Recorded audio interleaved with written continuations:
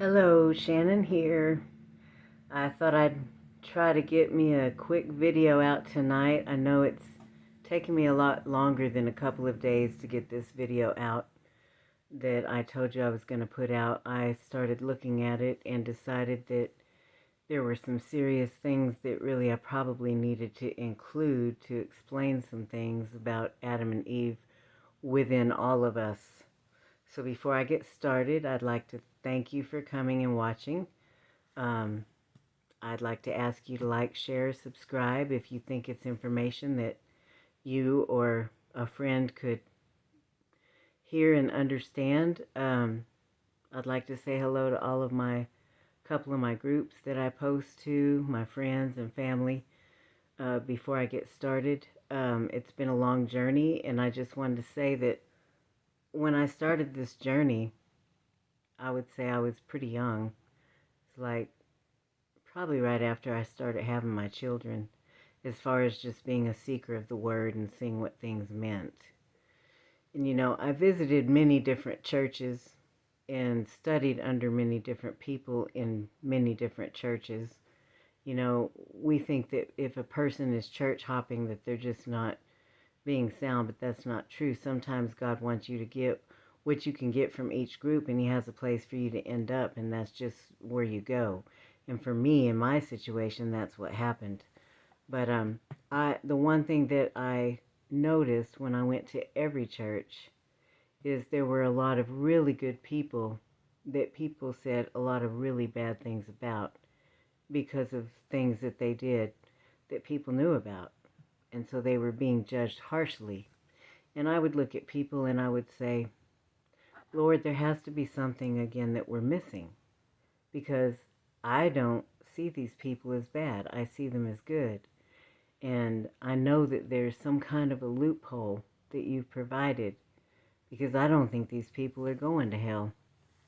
And I want to find that loophole, and I want to be able to redeem people that have been persecuted for transgressions, which we already know that if you're in the New Testament, that's what was said that he came and died for, so that we wouldn't be persecuted. And I believe that, but not to the full extent that has been taught, because I do believe that there are things that have been misled and mistaught, and I'm going to make some of those things really clear tonight on that situation, because I do agree with the Jewish people that no person can actually die for you and save you. We have to do that ourselves, and that involves us living with salvation and redemption within us, doing what the husband is commanded to do as well as the wife, and being that flesh or that son that does both. That's the Trinity, like I explained in the last video. But I do believe that Jesus' position was so that we can be reconciled to God, just like the hint in the story of David, Uriah, and Bathsheba. I believe that he is the sacrifice to make those who were clean that became unclean, to make them clean again. He is here for salvation and redemption for those who chose to become unclean, for those who were really unclean, so that they could be seen as clean until they had the word shown to them through our actions. The best teacher is the one that actually just does it. You don't have to talk about it. You're just walking the word every single day. Now, of course, because we're all human, we're all going to make mistakes, but that's why a city doesn't accept those in that city, because they know where that person has failed in their life, and so they've already judged them instead of being able to judge by the Spirit within them, recognizing all the battles that they've overcome, recognizing that they have overcome their fleshly nature that used to rule them as a kid. So I want to go back and I want to talk about Adam and Eve and the serpent. Each one of us has all three within us. That's our makeup. When God separated the spirit of Adam out of him, first they start off as one being. 6 is Adam's number. Flesh and spirit is what a human is. So God is separating the spirit from the flesh to show us who we are. That spirit in Adam was God's spirit. He pulls her out and he gives her her own body so that they can come together and create more mankind, because his image is male and female. So he's giving humans a body that represents both of who he is, the male and the female. So the serpent spirit is outside of who Adam and Eve are, because that didn't come from God. That's the outsider. So let me just talk first, before I go on, about as above, so below. In heaven, it was order and then chaos through Lucifer, who wanted to overthrow God. Lucifer is thrown to earth, so on earth, it's chaos to order. So the first will be last, the last will be first. So the flesh has the seed of the serpent sown in the flesh. That is why 6 equals 666. Me 6, myself 6, and I 6. Okay, and I discussed that Eve, or Chavah, is the Trinity. She has the male and the female that looks like God within her, and the Son is the flesh that does those two things. So if you don't understand that, go back to my last video and watch that, because I explain it, and I don't want to explain it again because I have a lot to cover in this video. I don't know how long my phone is going to record because it's pretty full, so I'm doing something different today. Anyway, so as above, so below, but in the reverse. The second born on earth is actually the firstborn from heaven, the spiritual nature. We were spirit. He knew us in the womb, he knew us before we were in the womb, implies that we were spirit first and then flesh. But on earth, the word says the natural came first, that's the fleshly nature, then the spiritual. So if you look at the patterns, that's what I'm going to show you today with clean and unclean, and the patterns of firstborn, secondborn, death, burial, and resurrection, going from the old man to the new man. That's the patterns that we're going to look at. The first will be last, the last will be first. Well, Adam came first. He was the fleshly nature. Eve is second. She's the secondborn. She represents the spiritual nature, the secondborn who gets the inheritance. But the secondborn on earth, again, is the firstborn from heaven, the spiritual nature. And so, the scripture, come out of her, my people. Chavah came out of Adam. Adam is literally the female in the garden. And I'm going to explain it the way some of the rabbis do. The female is the one that receives. The male is the giver. If we are mimicking God, we're givers. The bride, or the fleshly nature, is the receiver. Adam received the fruit, and Chavah gave the fruit. But what was the fruit? Well, physically, the fruit is her body. She's flesh of his flesh. They both are equal to the trees. And in giving him her flesh, well, let me just back up there for a minute, because this is kind of funny and it's in my book. There's a physical story that represents the spiritual story. And this is Adam being portrayed by the man and Eve being portrayed by the woman. But again, I'm going over Adam as our flesh, Chavah as God's spirit on this side, and the serpent spirit on this side. And we have a choice of which wife that we want to come into this flesh, which will determine what husband we are as well. The wife determines what our flesh is going to be. Now, it's a process, and I'm going to talk about that process too. But the physical telling of this story is that man talked woman out of her fruit, which is her body. She gave it to him. He blamed her for giving it to him.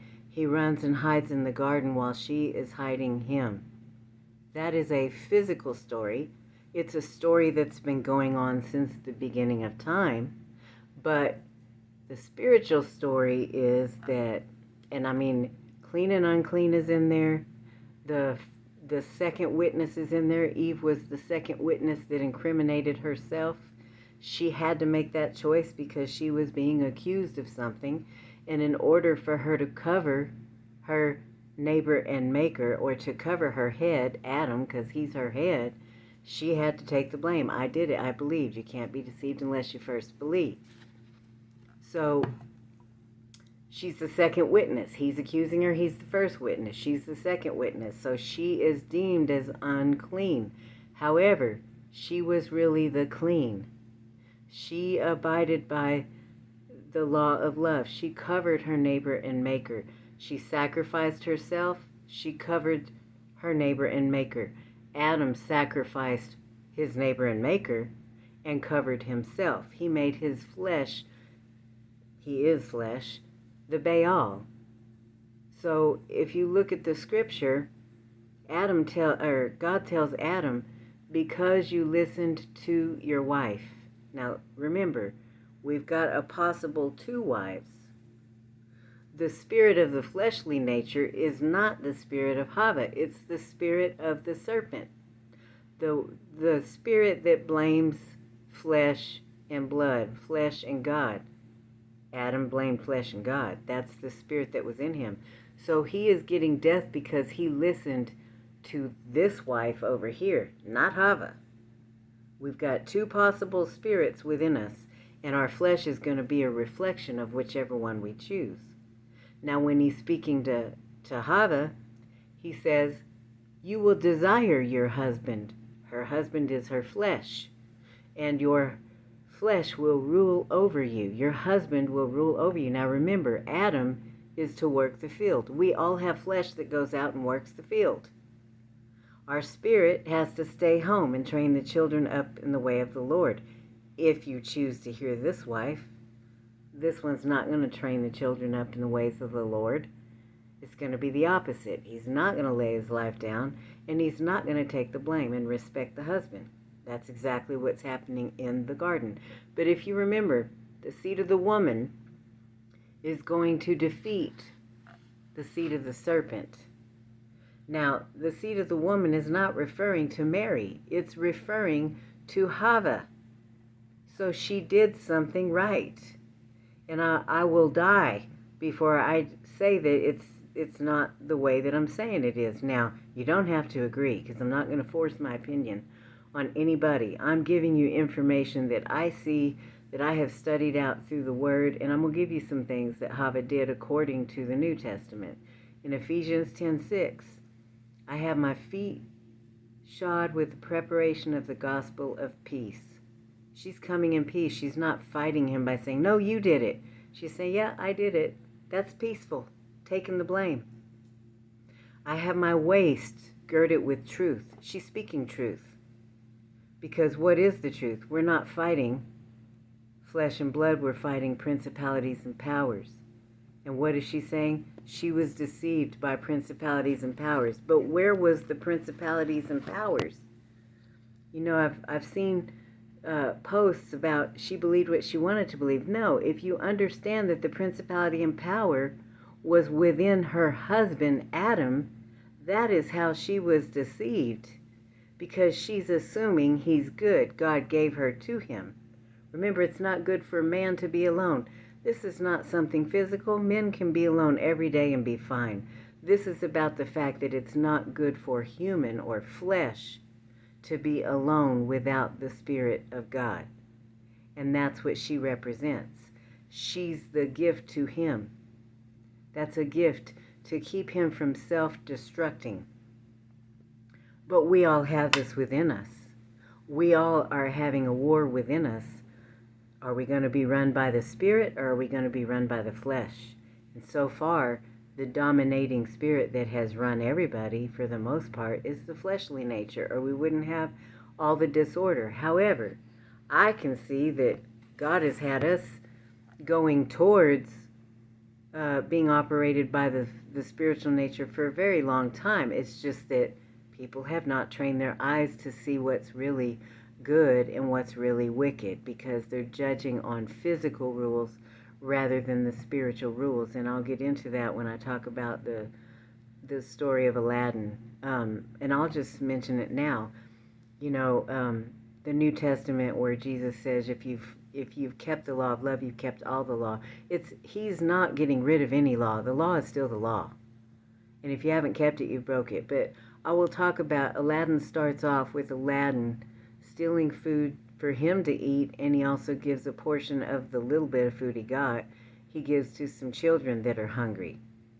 Now he's broke a law, but he is considered a faithful man, and that's the part he's playing in this movie. And of course, when I go over it, I will show it. But what it is we're allowed to love ourselves. If we are starving and hungry, and we can't do anything but take something to eat, we are allowed to do that to survive, because we're supposed to survive. And we're supposed to strive to do better and figure out a different way to do that eventually. We're here to learn lessons, which is why we shouldn't be upset with each other for messing up, because that's what flesh does. It has to learn lessons before it gets better and better. We're supposed to get better as we get older. And, by the time we get up there to 50 and 60, we pretty much can see who has chosen this wife and who has chosen this one by who has overcome the fleshly nature. We can tell. It's not based on what rules we've broken. It's based on how much have we changed our lives and not continue to do those things anymore. Have we learned our lessons? Are we doing better? Are we grateful and thankful for what God has done in our lives? Because it's only God that can do that in us. This Spirit does it. We don't get to take credit for that, because He's the one that did it. We allowed Him to do it in us. It doesn't matter what religion you are. This is all about choosing love, choosing the higher self. If you think about the Star of David, it represents male and female. The triangle pointing down to earth represents the female. It's the lower self. It's the flesh. The triangle pointing up is the triangle pointing to the heavens, and the scripture says those like Adam are of the earth, the triangle pointing down. Those like Christ, who would be like Chavah, because it's her seed, are of heaven, the spiritual nature. So the whole purpose for us being here and learning lessons is to reach that high point in the triangle that points up. And it's the Kabbalah tree that's separated, and there are different levels to each one. And so they explain it in Kabbalah with terminology I don't know. I haven't studied it. I just know, looking at it, that we have different levels of lessons, and once we've overcome, we're not likely to be tempted to go back to the old behavior, because we now know why it's not the best choice. So we've learned our lessons, and we don't choose to do those things anymore. So this whole life for us, first it's about living, but it's about serving each other, one to another. It's not about one being serving the other more than the other. In the New Testament, in Corinthians 14, I'm trying to hold my camera at the same time that I'm talking. In Corinthians 14, it talks about how the head of man is Christ, and He's not to cover His head. Well, that's because Yeshua is supposed to be the guilt offering. We're supposed to find other people innocent and give the covering that Yeshua did when He was on the cross. If we have that spirit within us, this side, we're doing the same thing, but as a living sacrifice, just like Chavah in the garden. So we don't see each other as guilty. We see the guilt offering, or to me, it's the offering that makes those who became unclean clean again at the night that they became unclean, which would be on the 6th day. And of course, that's a calculation for later for us to go over. But if you understand that the Spirit of God is the clean spirit, the spirit of human or flesh, the serpent spirit, is the unclean spirit. And we all have both within us. And this whole life is about us overcoming that unclean spirit so that we can be clean again and redeemed and have salvation, because that's where salvation comes from, when we are clean. Yeshua said it's not what goes in your mouth that makes you unclean, but what comes out. You've got fruit in the garden going in, so to speak, but you have words coming out. So I told you the physical representation of that story, but the fruit spiritually is the fruit of her lips, which is in the New Testament. patience, kindness, goodness, gentleness, long-suffering, and self-control. This is the spirit within us that is supposed to overcome the other spirit, the one that blames everybody else for what we've chosen to do. So our first battle in life is within ourselves. It's between the atom and the spirit in the atom, the flesh. That's our husband that goes and works the field. We all can go to work, and we do pretty much now.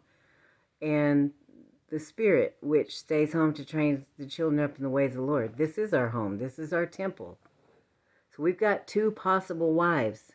And they are in these stories throughout the patterns in the Bible. The first wife, Leah, she was of the fleshly nature like Adam. The second wife, Rachel, was of the spiritual nature. So let's talk about, going from the old man to the new man. The old man being the fleshly nature, or Adam. The new man being the spiritual nature, or the Chavah. And that H is important. And, let's talk about Abram and Sarah first. They were both wrestling with God. And when they overcame their fleshly nature, their name changed. And what God did is put that hey in their name that's in Chavah's name. And it means behold. Like, behold, here I am. The spirit of Yah that now has overcome their fleshly nature. So, Abram and Sarah, when Abram went and told the people that Sarah was, he told Sarah, tell him you're my sister, not my wife. Abram was struggling with wanting to lay his life down for his wife, because if you're a husband, you lay your life down for your wife, and he didn't want to die. So that is part of that story, is showing his fleshly nature. And that is why he didn't tell Pharaoh that she was his wife, because they would kill him. So, these are all patterns in the story, and eventually their names were changed when they went from the old man, Adam, to the new man, Chavah. They became he became the father of just one, which would be Adam, but of many nations. He became father of all nations, because a father lays his life down and takes the blame, like the wife. Now, Sarah went on when she died, and I looked over that story a little bit. I'm just doing the highlights. I will go back and go into the details like I have some of the other stories later. I'm just hitting the highlights of the old man to the new man, because I want to make it clear this is a pattern that's gone on and on and on. I'm going to talk about Jacob here in a minute, because that pattern is more pronounced. But, Sarah, when she dies, Abram takes on another wife, the third wife. Now, there's some that say that the third wife was actually the first wife that he took, that Sarah told him to take. And in that, I can see that, but she has also changed and gone from the old or the fleshly nature to the spiritual nature. So it's a pattern of death, burial, and resurrection. Sometimes in our resurrection, it's not just you're spiritual. It's the process of us going from the old man to the new man. So we'll talk about Jacob. You've got Abraham, Isaac, and Jacob. Abraham is death, Isaac is burial, Jacob is resurrection. So, Jacob, let me tell you what his name means, because it's a duality. It means to follow or be behind. Now, if you're in the fleshly nature, you're behind. Or to supplant, overreach, or come from. It also it comes from the Hebrew word for heel. But his name also can mean, may God protect. Because, God knows what we're going to become before we do. He knows whether we're going to overcome our battles or not. We don't know that. We're in the middle of them. We're just trying to do our best. So the supplanter of Jacob from the beginning, Jacob is his name when he's the old man. He's like the Adam. And if you look in the story of Jacob, he's called Jacob when he's being referred to as the older brother's father. the older brother representing the fleshly nature, and when he's afraid to send Benjamin with the older brothers. Scripture in the New Testament says there is no fear in love. Perfect love casts out fear. So when Jacob was afraid to send Benjamin, he was called Jacob because he was walking in fear, not in love. That's the way that we're supposed to walk.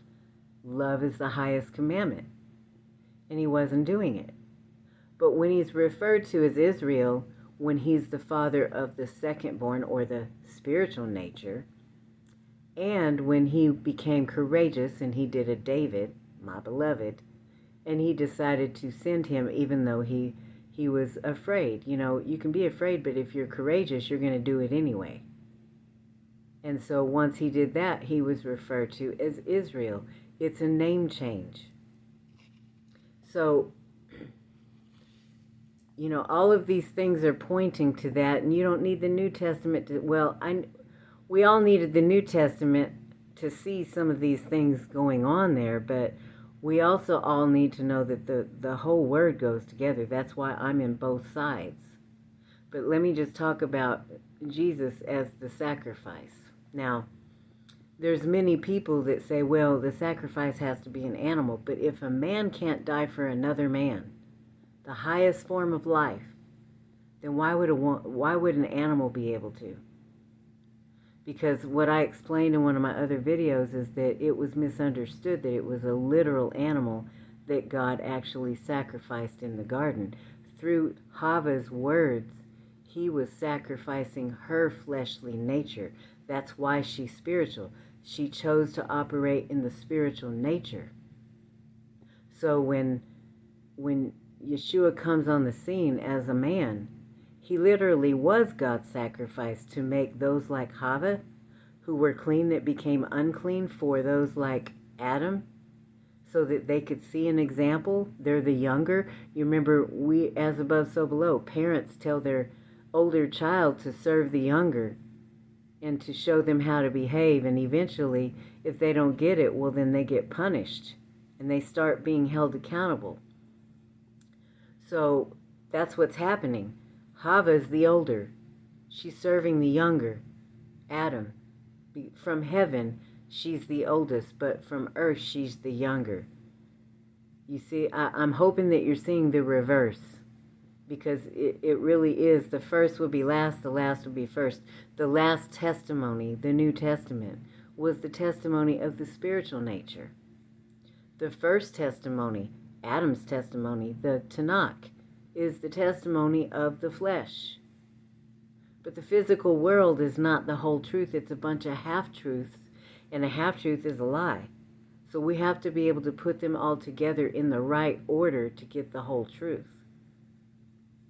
So I'm explaining that we are all an Adam and a Chavah and a serpent all at the same time. You know, in the New Testament it says in the last days, men will be lovers of themselves and their God will be their belly. Remember, the serpent went to his belly. The belly represents the appetites of the flesh. And that's drinking from the water that doesn't quench thirst, because when you are trying to quench the appetite of the flesh, it never quenches. You always want more.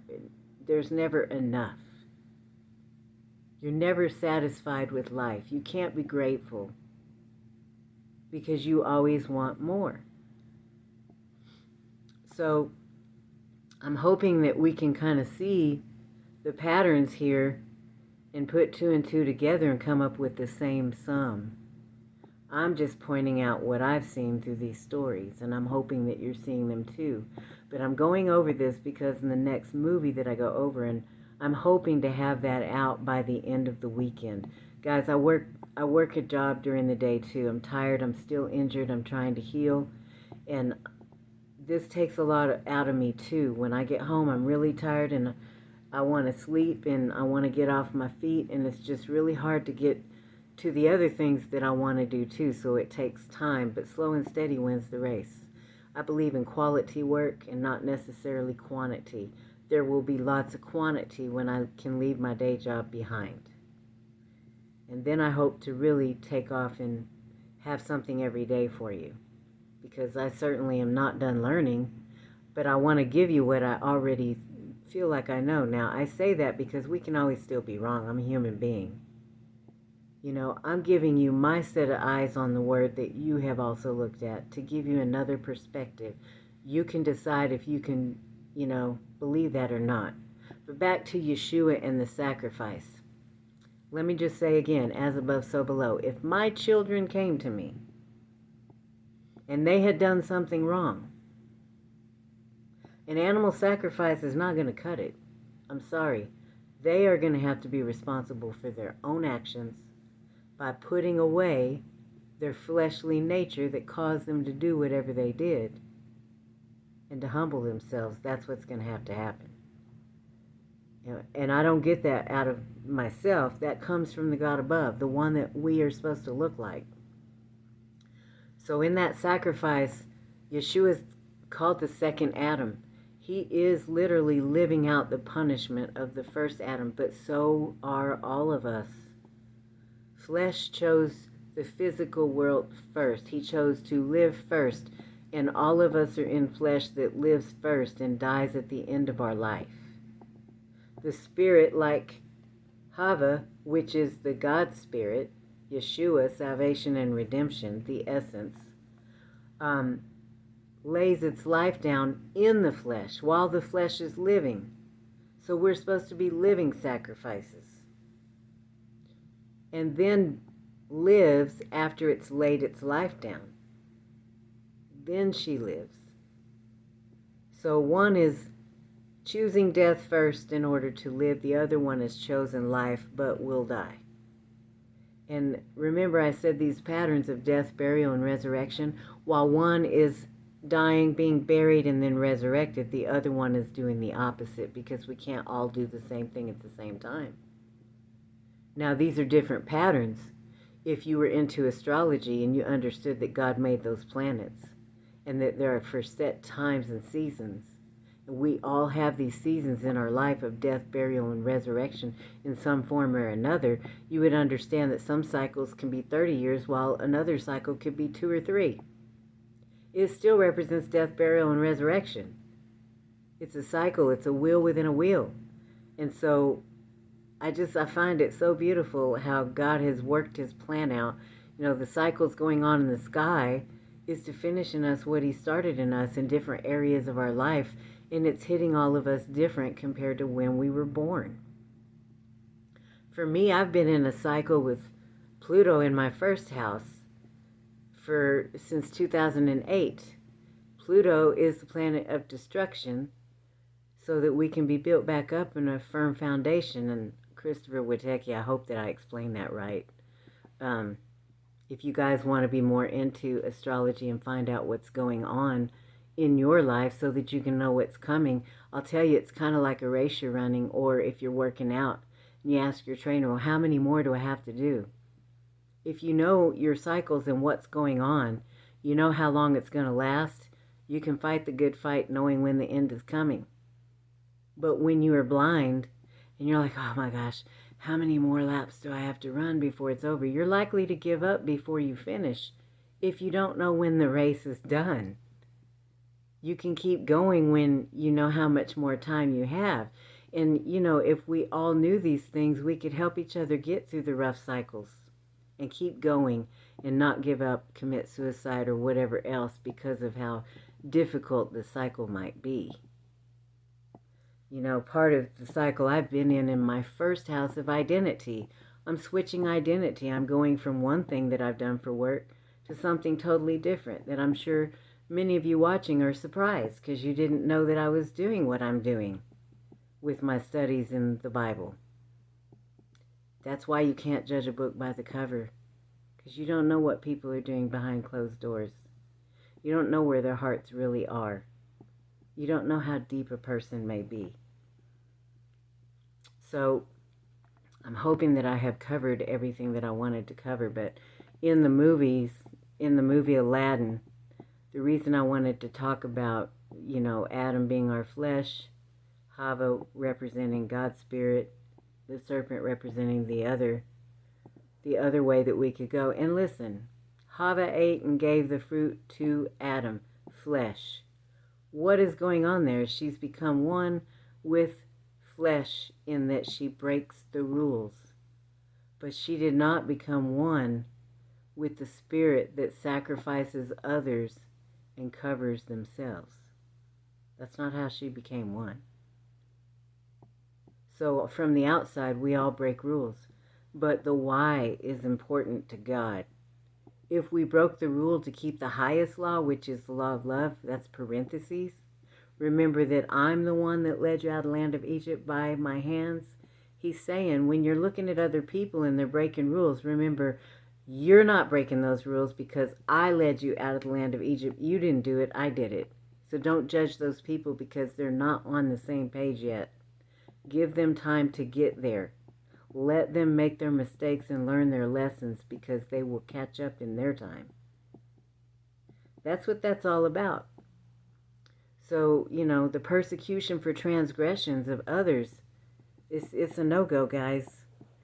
The evil eye is what that's called. Speaking Lashon Hara, talking about other people's mistakes, trying to trash somebody's reputation to keep them from what God has planned for them in front of their enemies. It's no good.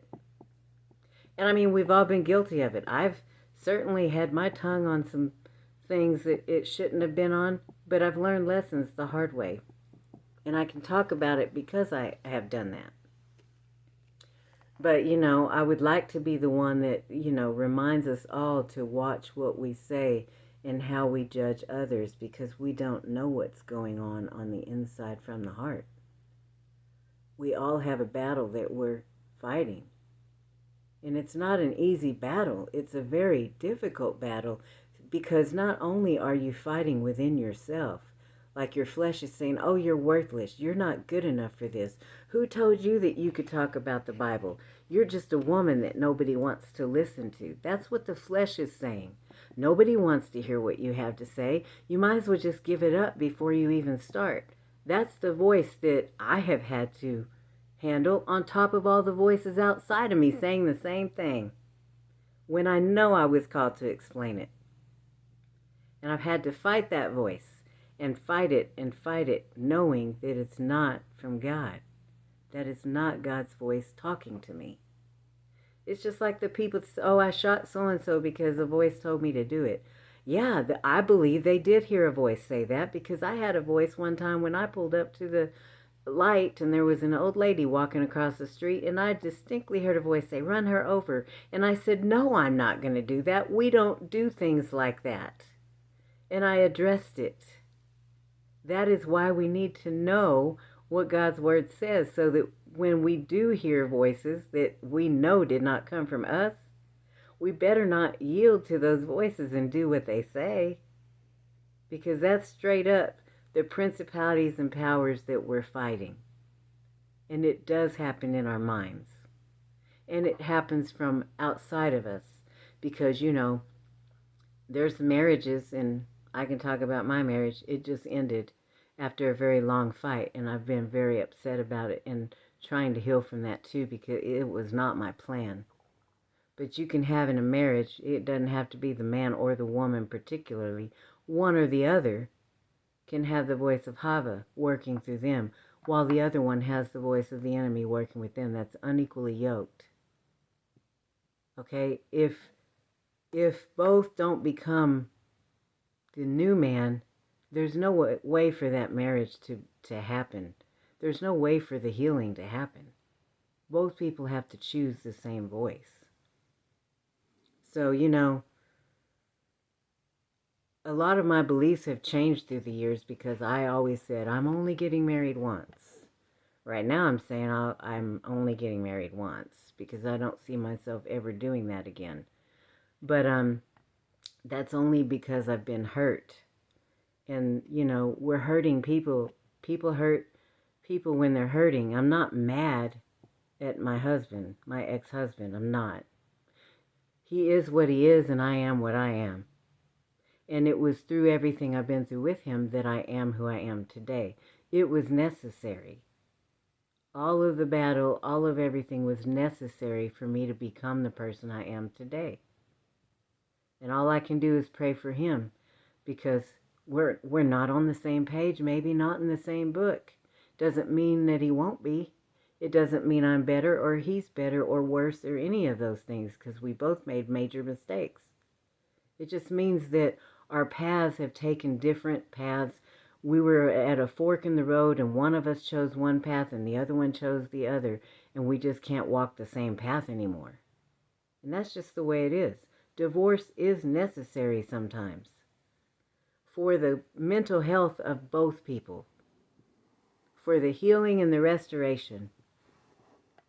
It's not what we want, but with all due respect, sometimes the divorce happened because the marriage never happened. So there was never a marriage to be divorced. We were already divorced. It was always yours and mine, not ours. It was always your kids and my kids, not our kids. It was always your money, my money. That's not marriage. So in some marriages, they never actually got married except on paper. So the divorce was just a formality because the marriage never actually happened. And this happens a lot too. So we need to be a little bit more compassionate with people that are going through that and understand that sometimes it just happens and we have to move on because God has called us to do something and we have to do it no matter what. We have to fight the voice that's within us. You can't do it. You're not pretty enough. You're not a man. They don't want to see a woman do it.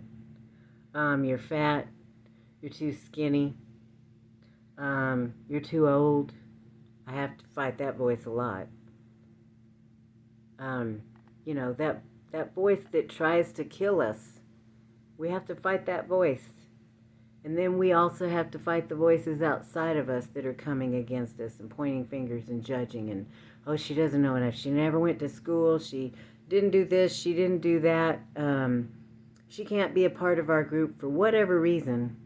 And let me just say, I'm using myself as an example because I don't have anybody else to use an example, but I haven't asked to be a part of any group anymore.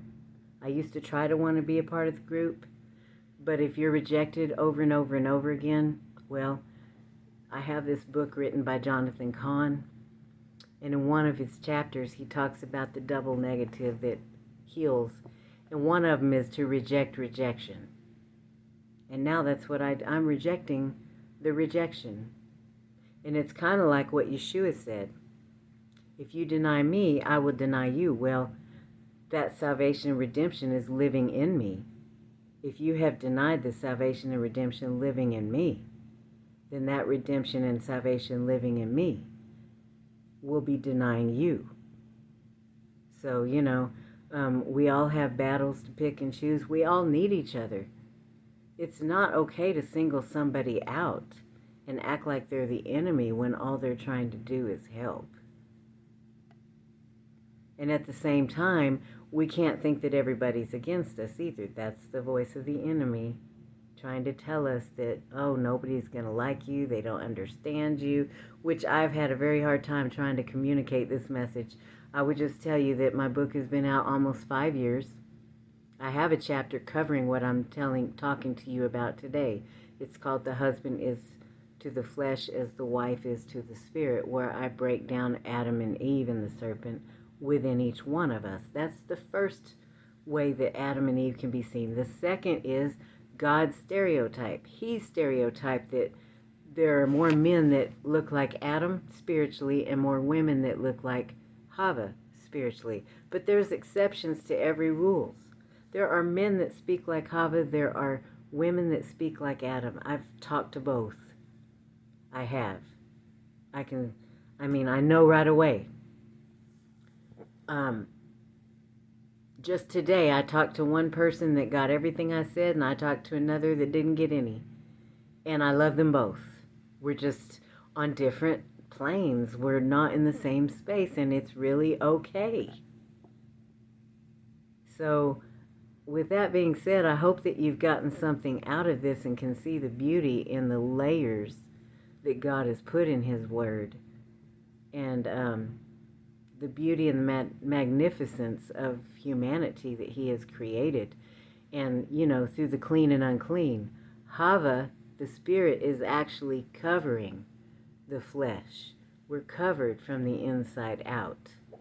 And the idea is to go from the Baal, that would be our flesh that's not laying itself down for the spirit, to the husband, going from the master, because the godly spirit within us, the higher self, is basically calling the flesh the master until the flesh decides to listen to the spirit. And then it becomes the husband, because now the flesh is laying down what it wants to give the spirit what it wants. And I use those terms because I'm going to use those terms again when I break down this movie. So, I'm going to break down 3 characters just like I break down all of us as an Adam and Eve and a serpent within us. And so maybe you can understand I'm not hating on men. When I first started talking about this, I was accused of being a man-hater because of what I was saying about Adam being the fleshly nature. And it's been a journey for me to try to find ways to explain what I'm trying to explain without offending people, and trying to be tender and loving and not judgmental or forceful with what I'm communicating. So I hope that whoever's been watching me for the last 3 years and whoever knows me is seeing a bit of the change in communication. I'm trying to make it more clear so it's understandable. But I bought a book on Kabbalah. I think I talked about it in another video. I didn't understand it. I read the whole thing and I was just like, whoa, it's so above my head. I put it down, I picked it back up a couple years later, and I understood a lot of it. So a lot of times we just need to learn a few things and go through some things. And then when we come back and pick something up, we can understand it. We should never say, well, this is crap. Just because we don't understand it doesn't mean it's not the truth. So depending on how badly we want to understand each other and understand what we're all looking at is going to depend on what kind of effort we put forth to listen to each other. Because this is about the Tower of Babel. It's not just about different languages here. It's about us all saying the same things a different way. The higher self and the lower self is pretty much saying the same thing as the fleshly nature and the spiritual nature. We're using different terminology, but we're saying the same things. So, I find it, when I listen to people in other, like in astrology or, whatever, I can hear the same things. It's just being said a different way, and that's what makes it more magnificent for me, because it's God saying it through all of us, just saying it a different way. So I hope that I've made it clear it's not about religion. I do believe that Jesus was God's sacrifice to make those who became unclean clean again. Now, he did it 2,000 years ago, and that is what rectifies us for him. And the reason I say that again is because the hint in the story of David sending Uriah, the light of God, to the front lines to be killed so he could be one with Bathsheba, the wife. Now, I'll break that story down a little more because there's duality in both characters. Because Uriah, who plays part of Jesus, represents both the older and the younger, the fleshly nature and the spiritual. He's considered the fleshly nature before he dies. He's considered the spiritual nature after he dies. And that's where he's resurrected, but not in the flesh, in spirit. So, I'll get more into it. You don't have to accept it, but that's just what I see. I know that it's through his death that we are reconciled to God. And he also fits the scenario of if one brother dies, then the next brother becomes the husband, but he carries on the dead brother's name through his rules. Well, think about it. Lucifer was sent to earth first. He's one brother that came from God. And he's the god of the fleshly nature, the older brother. which on earth he's the older brother, but from heaven he's the younger brother. Then Jesus comes on the scene. He's the second brother. So Jesus dies, and now the older brother on earth is going to be the husband who takes the bride, but in Yeshua's name, under his rules, the way he does things from the spiritual nature. It's the same thing. That's what's going on in the story of David, Uriah, and Bathsheba. Again, this is one of the levels of understanding. It's a deeper level of understanding what story is being told. And it's basically some of the principles from the New Testament. That's the Sod level, and the Drash, and the Remez. Those levels of understanding. And of course there's so much more. But it's so deep that I have to really be very careful how deep I go, because a lot of people it's just above people's head because it's deep thinking. So I'm trying to be compassionate on both sides. My Jewish side, because I have Jewish friends that I love and I think a lot alike. Then I have my Christian friends who I think a lot alike too. I have family that are Christians, Catholics, and I'm not against any. I'm for you, not against you. I'm trying to bring the two together so that we can have a much better understanding of what we're looking at. So I hope that I didn't forget anything. If I did, I'll talk about it before I do the next video. But for now, I want to be done with this video, and I will try to get back with you by the end of the weekend. That's my deadline for myself. So I've already pretty much put that video together on paper, so it shouldn't take me that much longer to get that one out. So I hope that you all have a blessed day, that you've seen some things you didn't see before, and if you have any comments, questions, or you want to rip me one upside down the other for saying what I said, you're welcome to do that too. I probably need to get used to that. Anyway, I will see you later. Have a good evening.